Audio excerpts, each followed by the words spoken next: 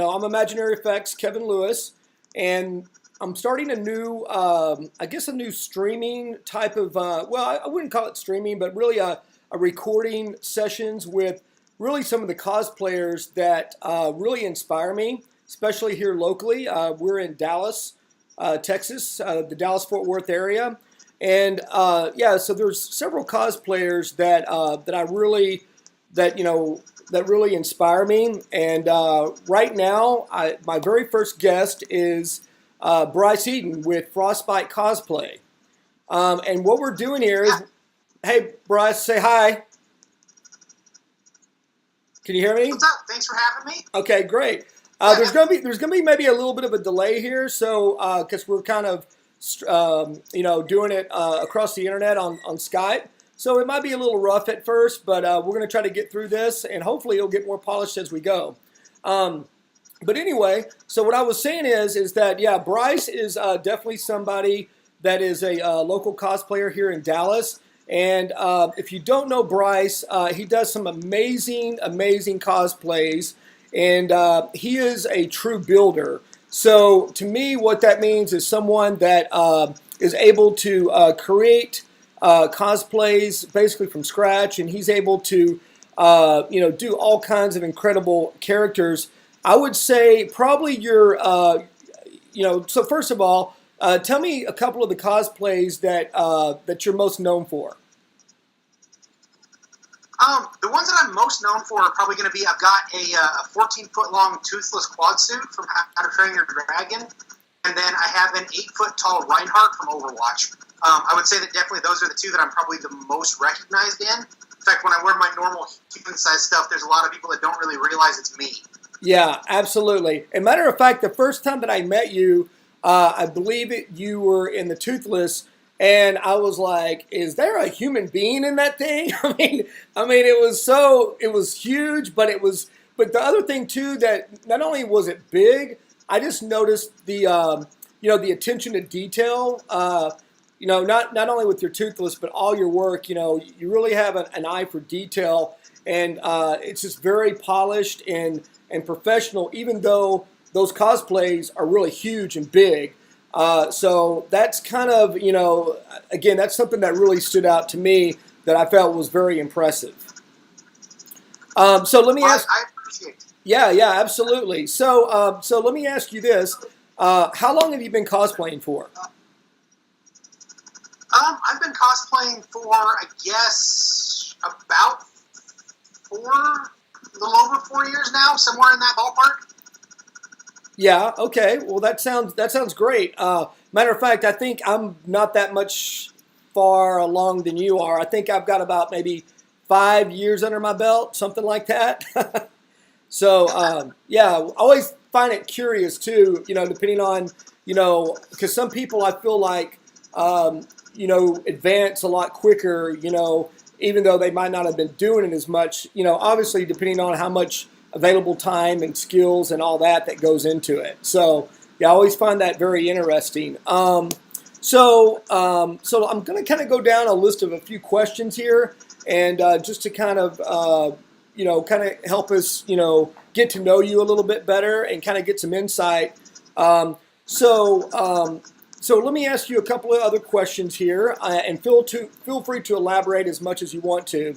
So the one thing I wanted to ask you is, what actually first got you interested in cosplay to begin with? Okay, this actually happened a long time ago. I was actually involved in some competitive paintball events and stuff like that. My team was at a tournament in Los Angeles in 2007. We got knocked out of the event. We're kind of looking for something to do. Just happened to be wandering around and stumbled upon Anime Expo.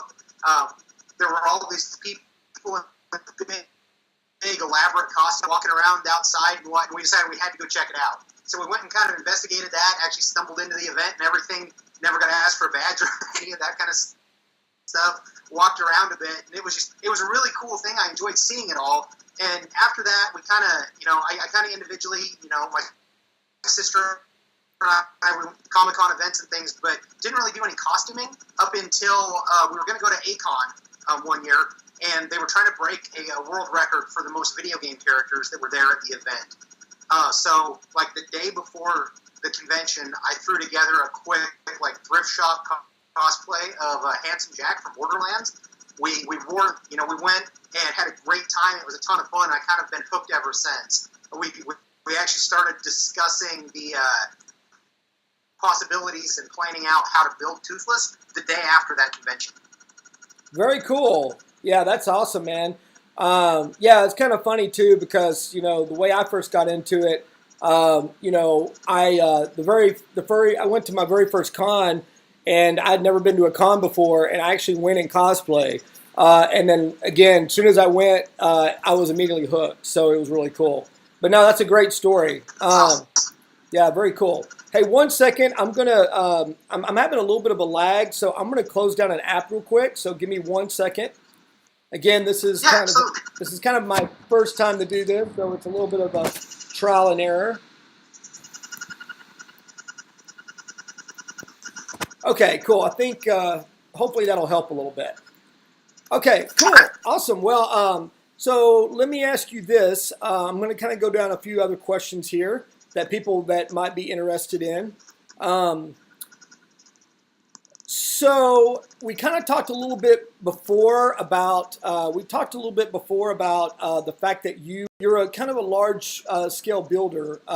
That's the one thing that I really noticed about a lot of your cosplays. So the one thing that I always like to find out from cosplayers is that I've noticed that, especially a lot of the builders, they definitely usually they have kind of their specialty, as far as skill sets and things like that. So like for instance, for me, I got into cosplay kind of through doing like special effects makeup and like Halloween and stuff like that. So, even though like I will, create costumes and, different things that go along with the cosplays, I would say kind of my specialty is really special effects makeup. So with you, what do you feel like are some of your main specialties as far as skill sets?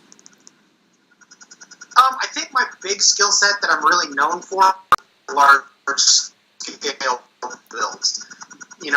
Doing something like that. I've actually been using stilts for a number of years, and so transitioning those into costuming was kind of just a natural step. So the other thing is that my foam smithing work, I do a lot of seminars and classes on foam smithing at various conventions up at Dallas Makerspace, things like that. And that's definitely something that a lot of people ask me about, is how my work with EVA foam. Yeah, absolutely. So yeah, I'm glad you answered that and threw in about the foam smithing thing, because that was the other thing that I was going to mention, is that about your work, is because I actually attended one of your classes at Makerspace, and I was again noticing a lot of your work. I mean, your foam work is just really, really nice, and like I said, the attention to detail and just very clean work. So yeah, I'm glad you had mentioned that, because that was one of the things too that I admire about your work. Not only the fact that you do these large scale projects, but again, how well your foam work is. It's so clean. Also, too, the other thing that I noticed was your painting skills too. So, I noticed that like a lot of especially like with Reinhardt, you actually have a lot of like weathering techniques and like rust techniques and things like that too. Correct? I do. Weathering and stuff, that's my favorite part of the cosplaying process. I feel like that's where things really get brought to life, is the weathering and aging of everything. And so that's really the part that I enjoy the most. And so when I was deciding I was going to build Reinhardt, Blizzard released a comic called Dragon Slayers that focused on Reinhardt. And when he first wheels out his armor in that comic and opens up the trailer that's in, it's all rusted to pieces. There's all kinds of damage to it and everything. And just instantly, it was one of those. It's like, that's the set I'm building. That's the one I'm going to do. Right. I love that weathering and that aging. Right. So that being said, one of the questions that I had too is, what would be your dream cosplay to build? I mean, you probably have already done it with Reinhardt. But honestly, my dream cosplay shifts day to day. I do things kind of backwards a little bit. I don't tend to build costumes of characters that I'm necessarily greatly attached to. I tend to become attached to the character as I'm building the costume. I choose my costumes based on things that look really cool. You know, things that look like they'd be fun to build or challenge like that. And so what my dream costume is, it really just depends on kind of what cool thing I've seen. One thing that I want to build in the future is I'd like to do a 10-foot tall Diablo with all kinds of like smoke and light effects and everything and whatnot. And so that's pretty high on my list right now of the really technical builds that I'd like to take some time and accomplish someday. Cool. Yeah. Well, it's funny because as you're answering these questions, it kind of leads into the next question. So that was one of the things too I was going to ask you is like, what's the what was the maybe like the next cosplay that you were planning on doing and why? The next one that I'm going to do is I'm actually going to be doing an 8-foot tall super mutant from the Fallout series. Wow, the cool. big thing there is that while I was at Dragon Con, Steven Smith from SKS Props had his Theron guard out there, and it was just absolutely incredible. And so looking at the skin techniques and stuff and building the actual creature under the armor, it was incredible and really inspired me to try to do the same thing. And so I started to think about things that I was interested in and that would be cool, and kind of decided that because we've got a lot of friends that are into Fallout, decided that trying to do that super mutant would be a great time for me to be able to learn how to do those really monster skin effects and things like that I wanted to test run. Very cool. Yeah. That that's great that you say that because sometimes I feel like people kind of fall into kind of a format where they feel comfortable in. And the skills that they're comfortable doing, but I think that like when but when you can kind of push yourself and try to tackle like new characters and cosplays that you never have, I think it's great. And that's one thing that I personally love about cosplay is that you can constantly learn and keep pushing yourself. Matter of fact, my last one that I did, I'd never worked with LED lights or smoke effects, and that was the one thing that I wanted to do, and that was a really fun and fun learning experience for sure. Oh, definitely. And see, that's one thing that Asper and my sister, she's kind of my partner in crime. A lot of our costumes and stuff we work on together, and then we're together at events a lot. It's actually a pretty common misconception that we're married. She's actually my sister, not my wife. Yeah. But that's kind of awkward. Huh? We always, whenever we're trying to plan a new costume, we always look at it as what am I going to try new? Always trying to learn something new, try a new technique, a new material, something like that. Because I always want to expand my skill set. I never want to be stagnant. Yeah. And so every time that I'm planning something new, I always want to try at least something that I haven't before with it. Yeah. No, that's awesome. Yeah, that's. I think that's what keeps us. It says that I'm getting a poor connection. Are you there? Yeah. Are you? Okay. I was getting a poor connection for a minute.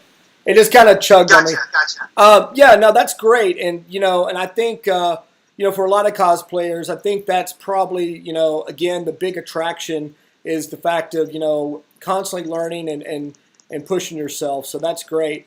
So another thing I was going to ask you, and you had kind of mentioned this a little bit with the was it STK Props? Is that right?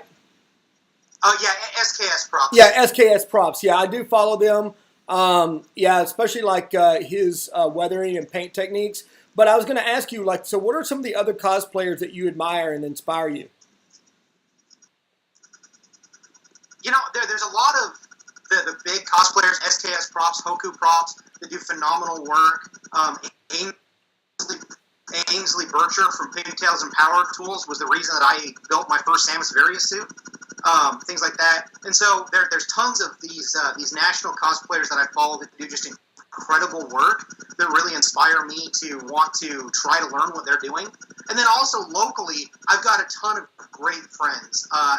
You and Charles, and then Rachel and Ryan from R Squared Cosplay, Isaiah from iBlue Cosplay, and just these great people that we get to associate with and just the awesome friends that I've got, they really inspire me to try to push myself more and more to just always put my best foot forward. Yeah, absolutely, man. That's great. Yeah, and like I said before, I love the fact too of not only are you incredibly talented, and you come up with these incredible builds, but you're also like a super nice guy, and I love that you're very humble. And I'm serious, because there are, I mean, I've had a good experience within the community, but sometimes certain things people can kind of let things go to their head a little bit, especially when you become get at a certain level. So I just love the fact of how humble you are, and you're always willing to help people and give advice and give your time too. So that's really great, man. I really appreciate that. So I do thank you for it. Yeah, absolutely, man. And that's why I wanted to do this, these little podcast things, is because just because I want to kind of really give shout outs and really kind of spotlight different people within the cosplay community that I feel like probably don't get enough recognition than what they should. Well, I've been really lucky. Aspen and I, we get recognized a lot. In fact, I was joking with Rachel and Ryan. We were over at their house for a Halloween party, and that my reputation vastly outmatches my skill set. My name gets dropped a lot in various things, especially in the North Texas cosplay group and things like that. And it's just something that I never would have imagined in a million years. It's still kind of surreal to see people, talking about the way that I do things or soliciting my advice for things and whatnot, because I still feel like I'm still learning and still, kind of fumbling my way through things. And so it's been a really interesting experience. Yeah, absolutely. But you know what? It's funny you say that because, I read an article. So my day job, I actually work in advertising and marketing. I'm a senior creative art director. And, so I do creative work for my day job, but it's more commercial art. So, what's very interesting is I've read articles, though, about just people that are either artists or creative people or designers or anything like that. And they're all kind of like what you just said, is most of them, talk about how they're their own biggest critic, and they never feel like they're like as good as what people recognize them for. So I think that's really interesting, with that perspective. But I also believe that when you have that attitude, that it also is what keeps you to keep improving and growing and learning too. Yeah, definitely. One of the guys that's really kind of affected my cosplay career, as it were, is Josh Cullen from Cullen Cosplay. I started using a lot of his unfolds and stuff when I first started learning to work with foam, and he's said several times in various videos and stuff that the finish it. For example, you're your own worst your costume, other people aren't going to see them. And as you continue to build things and get better, your skills are going to improve and improve and improve.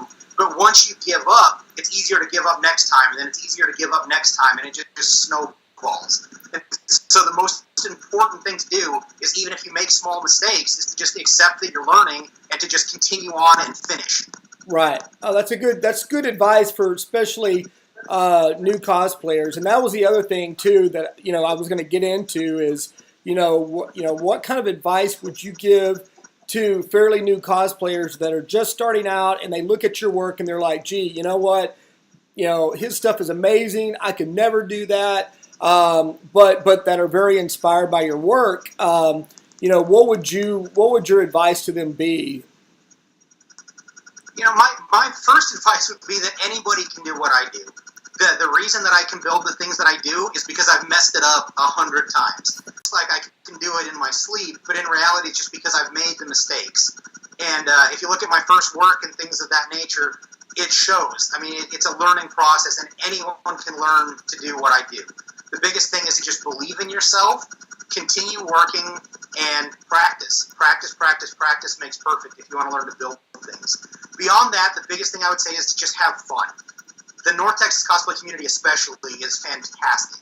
There are so many people out there that you can meet, just go have a good time. It doesn't matter how good your costume is or how perfect your seams are, whether you built it yourself or you went out and bought it from Walmart on a Halloween clearance sale or anything like that. Just go out and have fun, because that's really why we're all here, and that's the most important thing. Yeah, absolutely. That's great advice.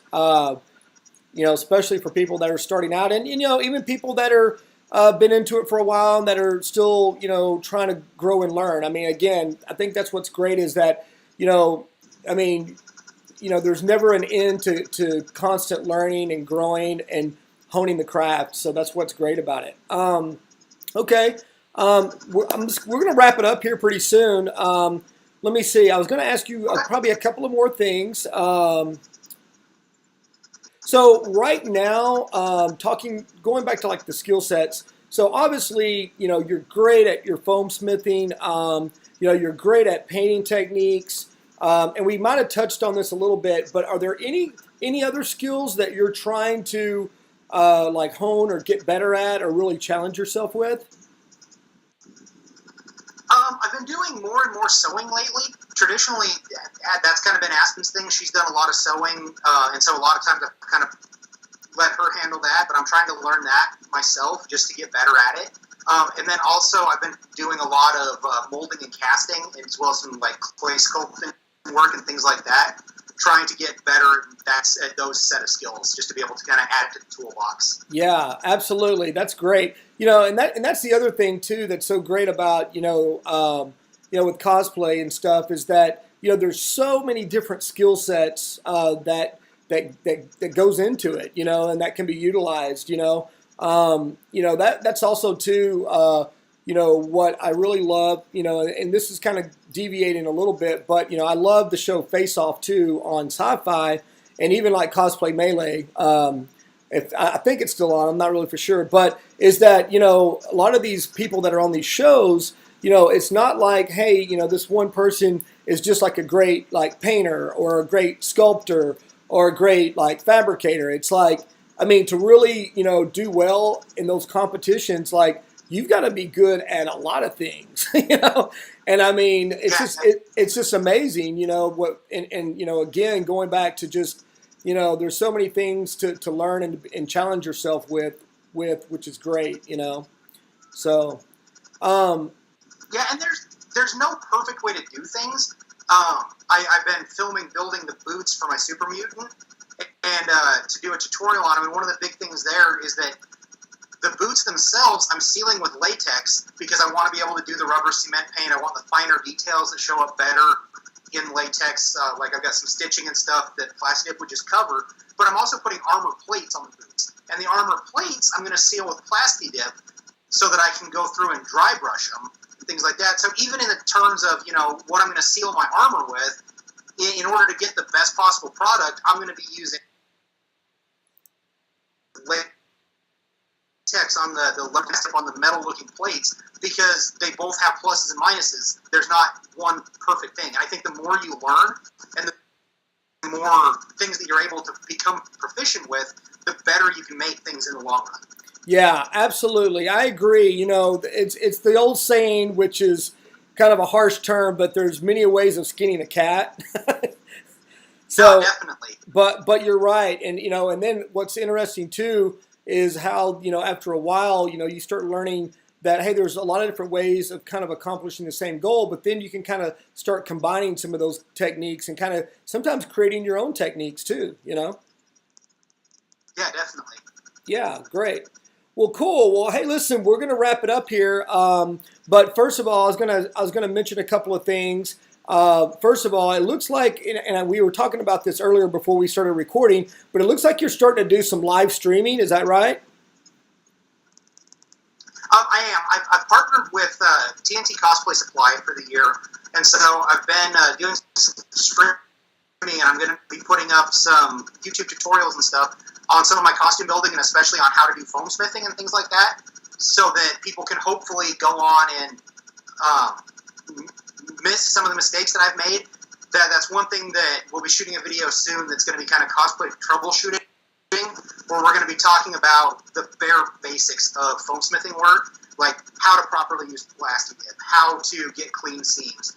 Because I feel like you can go on and find a ton of tutorials that show you, hey, this is how to build this big cool thing, but a lot of the bare essentials, like how to get that smooth coat in your plastic dip and things like that, they kind of get glossed over. And so I want to go through and do just an absolute basic introduction that shows people how to do those kind of things. Yeah, absolutely. And then we'll also be going and showing, how to build, the cool things. We'll show how to do our super mutant. Aspen's going to be streaming some building her Yes Man, things like that. So there'll be a lot of cool stuff up, hopefully. Very cool. So tell everybody how's the best way to follow your work and to see some of your tutorials and things like that. All right, we are on Instagram and Twitch as FrostBite Cosplay, and Facebook and YouTube as FrostBite Cosplay TX. Awesome. Cool. Well, I'm definitely going to be following them. And, and that's the other thing, too, like we were talking about. I mean, I do some foam smithing, too, but, it's just interesting to see other people's takes on it, and it's always something else to learn, even if, because everybody has kind of their own ways of doing things, and there's always room for improvement. So I'll definitely be checking out your stuff too. And I want to thank you for being willing to get on here and bearing with me on being a guinea pig for this first show. Hopefully it'll get a little bit smoother, but I appreciate your time, and you definitely had some great feedback and great information for everybody, so I do very much appreciate it, Bryce. Oh, you're very welcome. Thanks for having me. Yeah, sounds good. I'm going to stop the feed now, but we will definitely be in touch, okay? All right. All right. Thanks a lot, buddy. Thank you. All right. Bye-bye.